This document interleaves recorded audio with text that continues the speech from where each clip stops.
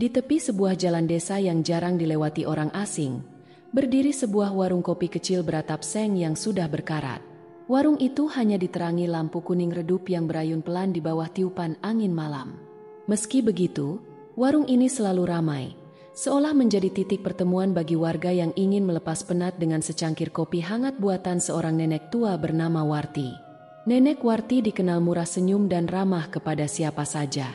Ia sering berceloteh tentang zaman dahulu sambil menuangkan kopi ke dalam cangkir-cangkir keramik yang tampak usang. Para pelanggan selalu kembali, bukan hanya karena keramahan nenek itu, tetapi juga karena kopi buatannya memiliki rasa yang unik, pahit yang pas, dengan aroma rempah yang tidak biasa. Beberapa orang berkata, kopi nenek Warti seperti membawa kenangan yang entah berasal dari mana. Namun, semakin sering orang berkunjung, semakin terasa ada sesuatu yang tidak biasa dari warung itu. Pernah suatu malam, seorang pemuda desa bernama Doni pulang dari warung kopi dengan perasaan tidak enak. Ia bersumpah melihat cangkir di hadapannya bergeser sendiri beberapa sentimeter tanpa ada yang menyentuhnya. Yang lebih aneh lagi, saat ia mengangkat cangkir itu, kopi di dalamnya masih penuh, padahal ia sudah meminumnya setengah cangkir. Ia memutuskan tidak banyak berpikir dan segera pulang. Beberapa pelanggan lain pun mulai mengalami hal serupa. Ada yang mengaku mendengar suara seseorang berbisik namanya, padahal hanya ada mereka dan nenek Warti di warung itu. Ada pula yang merasa udara di dalam warung tiba-tiba menjadi jauh lebih dingin dari seharusnya, seolah-olah angin dari tempat yang sangat jauh menyelusup ke dalam tubuh mereka. Namun, tidak ada yang berani membicarakan ini terlalu banyak. Warung kopi itu tetap menjadi tempat favorit, meskipun di benak banyak orang selalu ada pertanyaan yang tidak terjawab. Ada apa dengan warung kopi ini? Dan mengapa, di malam-malam tertentu, saat semua pelanggan sudah pulang dan hanya tersisa 1-2 orang, nenek Warti tampak begitu pucat, seolah cahaya lampu pun enggan menyentuh wajahnya? Andi baru saja pindah ke desa itu beberapa minggu lalu. Ia seorang perantau yang bekerja di sebuah perkebunan tak jauh dari sana. Sebagai orang baru, ia sering mencari tempat untuk bersosialisasi, dan warung kopi nenek Warti menjadi tempat favoritnya. Kopinya enak, suasananya hangat, dan nenek Warti selalu menyambutnya dengan senyum ramah. Namun, sejak pertama kali menginjakan kaki di warung itu, Andi merasa ada yang ganjil. Ia tidak bisa menjelaskan apa tepatnya. Mungkin karena aroma kopi yang terasa begitu tua, seolah berasal dari masa lampau, atau mungkin karena keheningan aneh yang terkadang menyelimuti warung meski ada banyak pelanggan di dalamnya. Suatu malam, Andi pulang lebih larut dari biasanya. Para pelanggan lain sudah pergi, menyisakan dirinya dan nenek Warti yang sibuk membereskan meja. Udara malam begitu dingin, lebih dingin dari biasanya. Lampu di warung berkelip sesaat, seakan ada sesuatu yang mengganggu aliran listriknya. Saat Andi hendak menghabiskan tegukan terakhir kopinya, ia melihat sesuatu di sudut warung, bayangan hitam berdiri di dekat pintu dapur. Sosok itu samar, seolah kabut pekat yang perlahan membentuk tubuh seseorang. Jantung Andi berdegup kencang. Ia mengerjap, berharap itu hanya bayangan dari cahaya lampu. Tapi sosok itu tetap di sana, tidak bergerak. "Nek?" Suara Andi parau, hampir tidak terdengar. Nenek Warti, yang tadinya membelakanginya, perlahan menoleh. Namun, anehnya, ia tidak melihat ke arah sosok itu, melainkan menatap Andi dengan mata yang tiba-tiba tampak kosong. Andi merasakan bulu kuduknya berdiri. Perlahan, ia menoleh kembali ke arah bayangan tadi. Sosok itu kini lebih jelas. Itu nenek Warti, tapi berbeda. Kulitnya pucat kebiruan, bibirnya membiru, dan matanya kosong tanpa bola mata. Ia hanya berdiri di sana, menatap Andi dengan ekspresi hampa. Andi membeku. Ia mencoba menggerakkan tubuhnya, tapi ketakutan menahannya di tempat. Ia ingin berteriak, tapi suara seperti tersangkut di tenggorokannya. Kemudian, dalam sekejap mata, sosok itu lenyap. Andi terengah-engah, dadanya naik turun. Ia menoleh ke arah nenek Warti yang masih berdiri di dekat meja, menatapnya dengan wajah seperti biasa, ramah dan hangat. "Kau baik-baik saja, Nak?" Suara nenek Warti terdengar lembut seperti biasanya. Andi tidak bisa menjawab. Ia hanya mengangguk pelan, buru-buru membayar kopinya, lalu berjalan cepat keluar dari warung tanpa menoleh lagi. Tapi saat ia melangkah menjauh, ia bisa merasakan sesuatu yang mengawasinya dari dalam warung. Sesuatu yang tidak seharusnya ada di sana. Malam itu, Andi tidak bisa tidur. Bayangan Nenek Warti dengan mata kosong terus menghantui pikirannya. Ia mencoba meyakinkan dirinya bahwa itu hanya ilusi, barangkali karena kelelahan atau permainan cahaya di warung yang remang-remang. Tapi perasaan tidak nyaman itu menolak pergi. Keesokan harinya, di pos ronda desa, Andi menceritakan kejadian semalam kepada beberapa pemuda setempat, Doni, Jaka, dan Herman. "Aku melihatnya sendiri," kata Andi. Suaranya pelan tapi tegas. "Ada 2 Nenek Warti di dalam warung. Yang satu seperti biasa, tapi yang satu lagi." Ia terdiam sejenak, mengingat wajah pucat dan mata kosong itu. "Jangan-jangan kamu cuma ngantuk." Jaka berusaha tertawa, meski nada suaranya terdengar ragu. Doni menggeleng. "Aku juga pernah ngalamin hal aneh di warung itu. Kopiku tiba-tiba penuh lagi, padahal jelas-jelas sudah kuminum." Herman, yang sejak tadi diam, akhirnya bersuara. "Kalau gitu, kita cari tahu siapa sebenarnya Nenek Warti itu." Mereka memutuskan untuk menyelidiki, menggali masa lalu Nenek Warti. Langkah pertama mereka adalah bertanya kepada warga desa yang lebih tua. Mereka menemui Pak Dirman, lelaki renta yang sudah tinggal di desa itu hampir seumur hidupnya. Saat mereka menyebut nama Nenek Warti, ekspresi Pak Dirman berubah. "Kalian bilang warung kopi itu masih ada? Nenek Warti masih berjualan di sana sampai sekarang?" jawab Andi. Pak Dirman menarik napas panjang, lalu berkata dengan nada yang sangat serius, "Itu tidak mungkin. Nenek Warti sudah meninggal 20 tahun yang lalu." Jantung mereka serempak berdegup kencang. Pak Dirman lalu bercerita, "Dulu, Nenek Warti memang memiliki warung kopi di tempat yang sama. Suatu malam, ia hendak pulang dari warungnya ketika sebuah truk besar kehilangan kendali dan menabraknya. Tubuhnya terlempar ke dalam parit dan ditemukan keesokan harinya dalam kondisi mengenaskan. Tapi, kalau dia sudah meninggal, siapa yang berjualan di sana sekarang?" Suara Jaka nyaris berbisik. Pak Dirman menatap mereka satu persatu, lalu berkata dengan suara gemetar, "Itulah yang harus kalian cari tahu sendiri." Rasa penasaran bercampur ketakutan membuat mereka sepakat untuk kembali ke warung kopi malam itu juga. Sekitar pukul 11, mereka berjalan perlahan di jalan desa yang sunyi. Angin malam bertiup lebih dingin dari biasanya, membuat bulu kuduk mereka berdiri. Saat warung sudah di depan mata, mereka berhenti. Lampu kuningnya masih menyala redup. "Dengar, kita cuma perlu memastikan satu hal," bisik Herman. "Kalau benar Nenek Warti sudah meninggal, lalu siapa yang ada di dalam sana?" Mereka mengintip dari balik dinding kayu. Nenek Warti ada di sana, duduk di bangku kayu dengan kepala sedikit menunduk, seolah tertidur. Namun, ada sesuatu yang tidak beres. Ruangannya terasa terlalu sunyi. Lalu, perlahan, tubuh Nenek Warti bergerak. Ia mengangkat kepalanya, dan saat itulah mereka melihatnya. Matanya bukan lagi mata manusia. Hitam pekat, kosong, seperti lubang tanpa dasar. Bibirnya menyunggingkan senyum aneh, seolah tahu bahwa mereka sedang mengawasinya. Lalu, dengan gerakan yang sama sekali tidak wajar, terlalu cepat, terlalu halus, ia bangkit dari kursinya dan mulai berjalan ke arah mereka. Andi dan teman-temannya membeku di tempat. Jantung mereka berdegup begitu kencang hingga terasa di tenggorokan. Nenek Warti berjalan perlahan, tapi langkahnya tidak terdengar di lantai kayu warung. Cahaya lampu yang redup membuat sosoknya terlihat semakin mengerikan. Matanya tetap hitam pekat, kosong seperti lubang tanpa dasar. Senyum di wajahnya tidak berubah, tapi kini terlihat lebih lebar, terlalu lebar, hingga hampir tidak manusiawi. Andi menggenggam lengan Doni yang berdiri di sebelahnya. "Kita harus pergi." Namun sebelum mereka sempat bergerak, Nenek Warti tiba-tiba berbicara, "Kalian belum minum kopinya."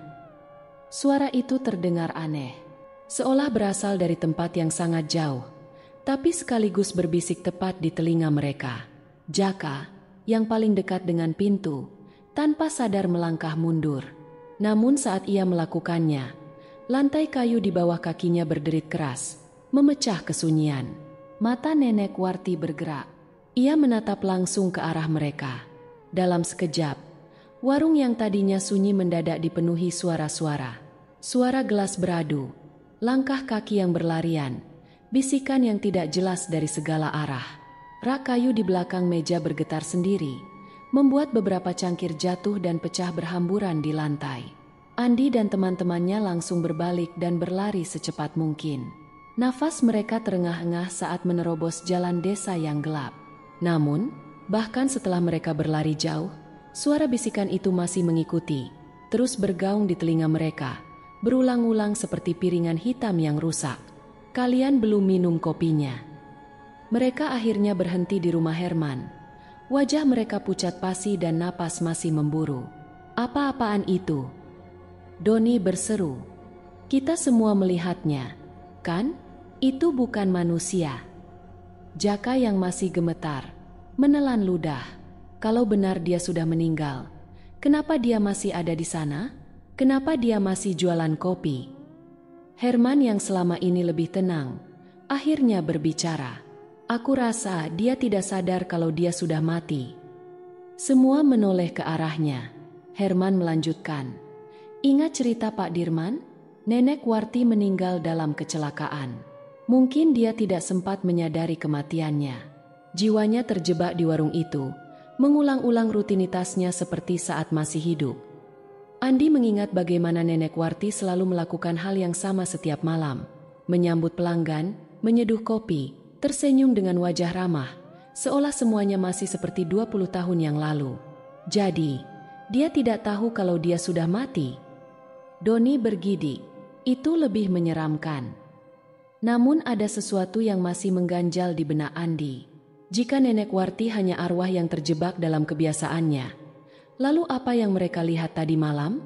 Apa yang membuat cangkir-cangkir itu jatuh sendiri? Apa yang membuat suara-suara bisikan itu muncul? Dan yang paling penting, jika benar Nenek Warti hanya arwah yang tidak menyadari kematiannya, lalu siapa atau apa yang sedang mencoba mengusir mereka dari warung itu? Sejak malam itu, sesuatu berubah. Andi dan teman-temannya tidak hanya dihantui rasa takut, tetapi juga mulai mengalami gangguan yang semakin nyata. Malam pertama setelah kejadian di warung, Andi mendengar suara ketukan di jendela kamarnya. Saat ia memberanikan diri mengintip dari balik tirai, tidak ada siapapun di luar sana, hanya kegelapan pekat yang terasa lebih dingin dari biasanya. Doni mengalami hal yang lebih buruk. Ia terbangun dengan perasaan sesak di dadanya, seolah ada sesuatu yang menindih tubuhnya. Saat membuka mata, ia melihat sosok Nenek Warti berdiri di sudut kamarnya, menatapnya dengan mata hitam kosong.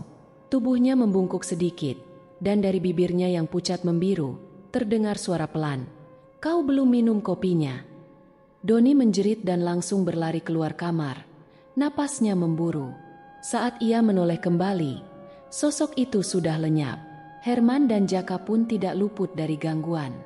Jaka mendapati cangkir kopinya selalu berpindah tempat setiap ia meninggalkannya di meja. Sementara itu, Herman melihat bayangan bergerak di cermin rumahnya, meskipun tidak ada orang lain di sana. Mereka semua sadar, arwah Nenek Warti mulai mengikuti mereka. Desas-desus pun mulai menyebar di desa. Beberapa warga yang masih berani pergi ke warung kopi melaporkan kejadian aneh. Ada yang merasa ada tangan dingin menyentuh bahu mereka meskipun tidak ada siapapun di belakang mereka. Ada yang mendengar suara langkah kaki berputar di sekitar warung, tapi tidak menemukan sosok siapapun. Yang paling mengerikan adalah cerita seorang pria tua yang bersumpah melihat Nenek Warti sedang duduk di bangku warungnya, tetapi wajahnya berbeda. Dia menatapku dengan mata hitam pekat, kata pria itu dengan suara gemetar. Lalu dia tersenyum dan giginya semua hitam seperti arang terbakar. Sejak saat itu, warung kopi Nenek Warti mulai ditinggalkan. Orang-orang yang biasa mampir lebih memilih menghindari tempat itu. Bahkan di siang hari, mereka merasa udara di sekitar warung lebih dingin dari biasanya. Namun, ada satu hal yang tidak bisa dihindari oleh Andi dan teman-temannya. Mereka telah membawa sesuatu dari warung itu, Dan kini teror itu mengikuti mereka kemanapun mereka pergi. Mereka harus menemukan cara untuk menghentikannya, sebelum sesuatu yang lebih buruk terjadi. Andi, Doni, Jaka, dan Herman tidak bisa lagi mengabaikan teror yang terus menghantui mereka. Setiap malam, mereka mengalami gangguan yang semakin nyata. Bayangan nenek Warti yang muncul di sudut kamar, suara bisikan dari gelas kopi kosong, dan ketukan di jendela yang tidak pernah berhenti. Dalam keputusasaan, mereka memutuskan untuk mencari bantuan. Setelah bertanya ke beberapa warga desa, mereka disarankan menemui Mbah Surti, seorang paranormal tua yang tinggal di ujung desa. Malam itu, mereka pergi ke rumah Mbah Surti, sebuah gubuk tua di dekat hutan bambu. Saat mereka tiba, Mbah Surti sudah duduk di teras, seolah tahu mereka akan datang. "Kalian telah membawa sesuatu yang tidak seharusnya kalian bawa," kata Mbah Surti tanpa mereka perlu menjelaskan. Doni menelan ludah. "Maksud Mbah, arwah Nenek Warti." Mbah Surti menggeleng pelan. Nenek Warti hanya arwah yang tersesat. Tapi ada sesuatu yang lain di warung itu. Sesuatu yang lebih tua dan lebih berbahaya. Andi dan teman-temannya saling berpandangan. Tubuh mereka merinding. "Jadi, bukan hanya Nenek Warti?" tanya Jaka dengan suara bergetar. Mbah Surti menatap mereka dengan mata tajam. Arwah Nenek Warti terikat pada warung itu karena urusan yang belum selesai. Tapi selama bertahun-tahun, energi kematian yang mengelilinginya telah menarik sesuatu dari dunia lain. Sesuatu yang kini ikut melekat pada kalian. Andi merasa napasnya tersengal. Jadi bukan hanya hantu Nenek Warti yang menghantui mereka, tetapi juga makhluk lain yang lebih jahat. Mbah Surti mengeluarkan dupa dan beberapa benda ritual.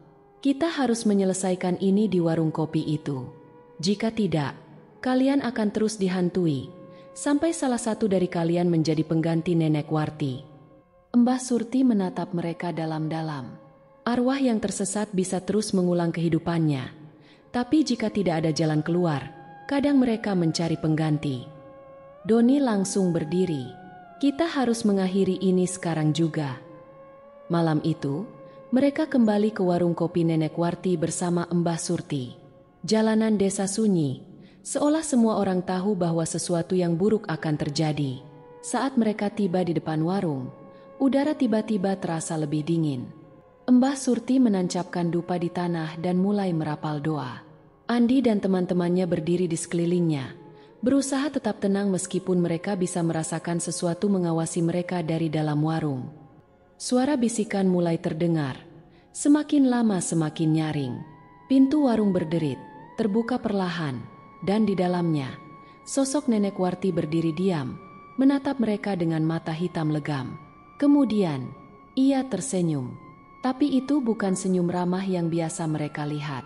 Senyumnya kini dipenuhi gigi-gigi hitam, membusuk, dengan darah kering di sudut bibirnya.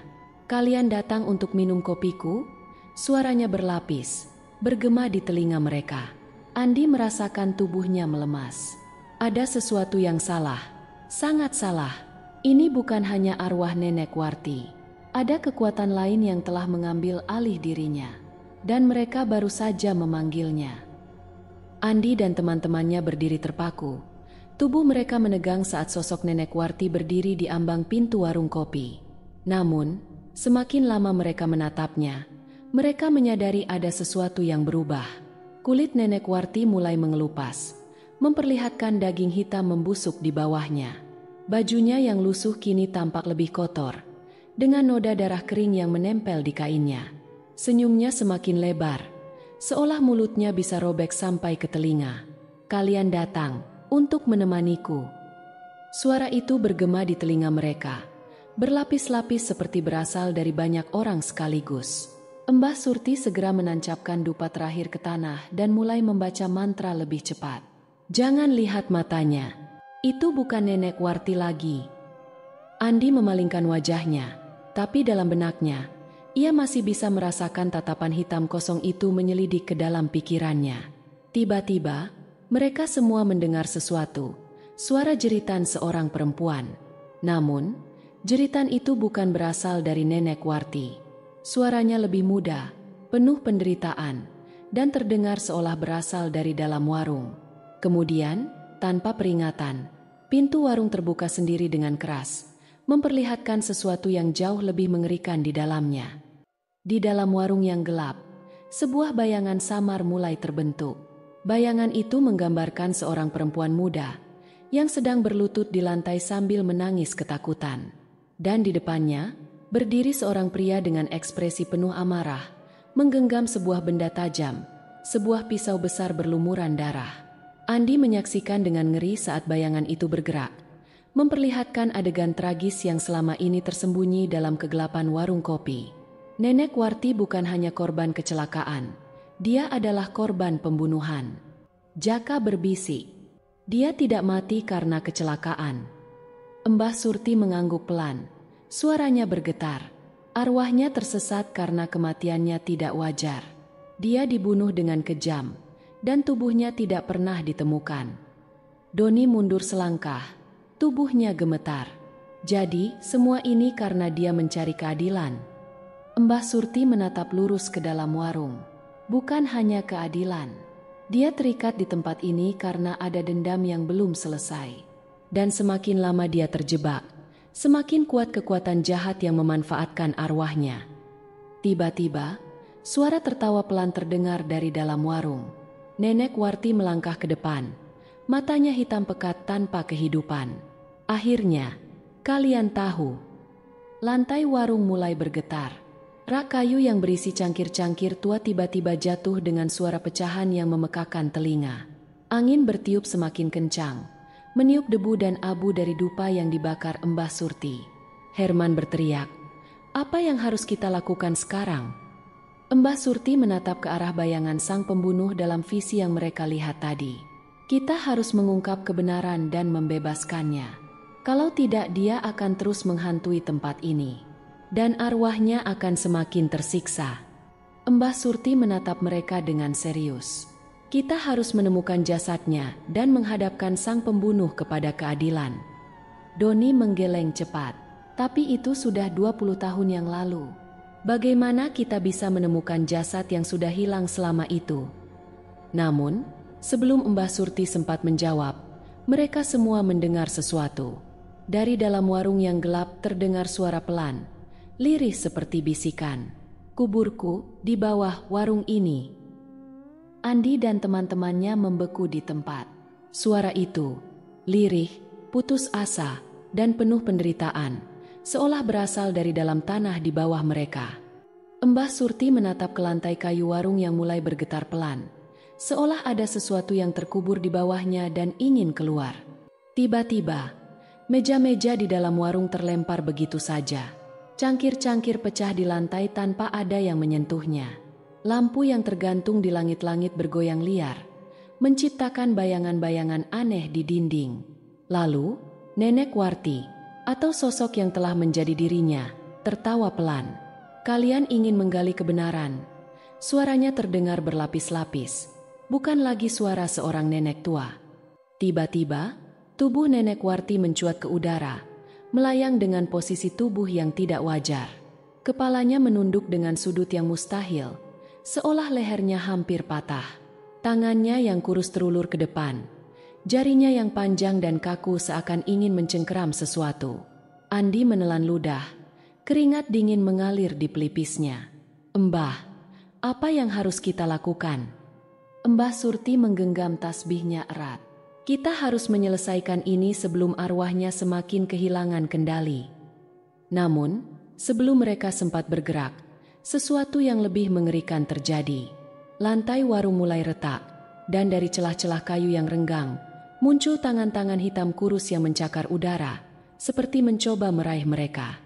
Tangan-tangan itu bergerak liar, mencakar dan mencengkeram, menciptakan suara mengerikan seperti kuku yang menggores kayu. Jaka berteriak saat salah satu tangan itu menarik kakinya. Ia nyaris jatuh, tetapi Doni dengan cepat menariknya kembali. Sial, apa ini? Jaka menjerit. Mbah Surti terus merapal mantra. Suaranya semakin nyaring. Asap dupa memenuhi ruangan, membuat udara terasa semakin berat. Namun, Nenek Warti justru tertawa semakin keras. Doa-doamu tidak akan mengusirku. Aku di sini, karena mereka membiarkanku mati dalam kesunyian. Tiba-tiba, ia melesat ke arah Mbah Surti dengan kecepatan yang mustahil. Sosoknya hanya bayangan hitam saat ia menubruk paranormal tua itu, membuatnya terlempar ke belakang. Mbah Surti terbatuk. Darah mengalir dari sudut bibirnya. Cepat gali di bawah warung ini. Andi, Jaka, Doni, dan Herman saling berpandangan. Tidak ada pilihan lain. Mereka meraih apapun yang bisa digunakan. Papan kayu, pecahan meja, dan mulai menggali lantai warung dengan panik. Sementara itu, sosok Nenek Warti mengamuk. Ia melempar barang-barang ke udara, menciptakan angin kencang di dalam warung. Kursi dan meja beterbangan, menghantam dinding. Jendela-jendela pecah dengan suara nyaring. Lalu, mereka menemukannya. Di bawah lantai kayu yang mereka gali dengan tergesa-gesa, ada sebuah tengkorak yang masih terbungkus kain lusuh. Kain itu sudah lapuk, tetapi jelas pernah menjadi pakaian seorang wanita. Andi menatapnya dengan ngeri. Ya Tuhan, ini benar-benar jasadnya. Tiba-tiba, Nenek Warti menjerit. Suaranya melengking tinggi, membuat mereka semua menutup telinga. Jangan sentuh itu. Angin dalam warung semakin kencang. Bayangan hitam mulai merayap dari dinding, membentuk sosok-sosok mengerikan yang bergerak dengan cara yang tidak manusiawi. Mbah Surti, meski terluka, berusaha bangkit dan mengangkat tasbihnya. Ia mulai membaca doa dengan suara yang lebih kuat. Suaranya bergetar namun penuh keyakinan. Arwah yang tersesat, lepaskan dendammu. Kau tidak lagi milik dunia ini. Namun, Nenek Warti melompat ke arah mereka. Cakarnya siap merobek tubuh mereka. Andi tidak berpikir panjang. Ia meraih tengkorak itu dan memeluknya erat. Kami akan membawamu keluar dari sini. Sejenak, semuanya terhenti. Sosok Nenek Warti tampak membeku di udara. Matanya yang hitam kosong mulai berubah. Sekarang, ada kesedihan di sana. Tangan-tangan hitam yang mencakar dari lantai mulai menghilang satu persatu. Bayangan-bayangan yang menempel di dinding memudar. Warung kopi yang penuh teror itu perlahan kembali sunyi.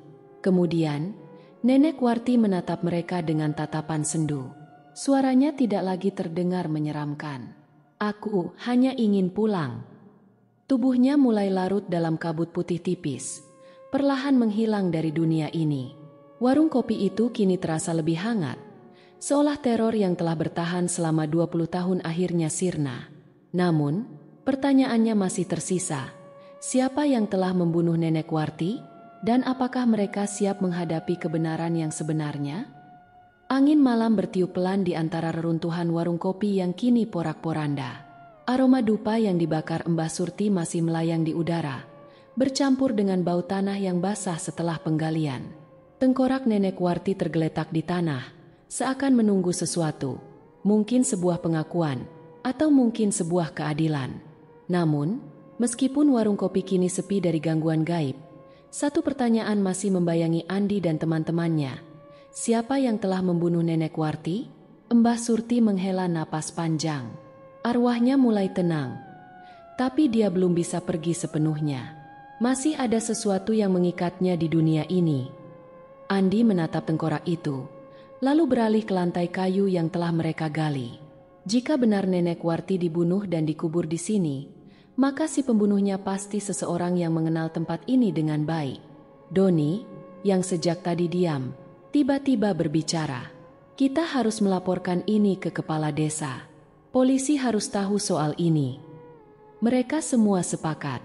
Dengan hati-hati, mereka membungkus sisa jasad Nenek Warti dengan kain dan membawanya keluar dari warung. Suasana malam terasa lebih sunyi dari biasanya, seolah seluruh desa juga merasakan kehadiran yang perlahan memudar. Keesokan harinya, kepala desa segera memanggil pihak kepolisian. Saat kabar tentang penemuan jasad Nenek Warti tersebar, suasana desa berubah mencekam.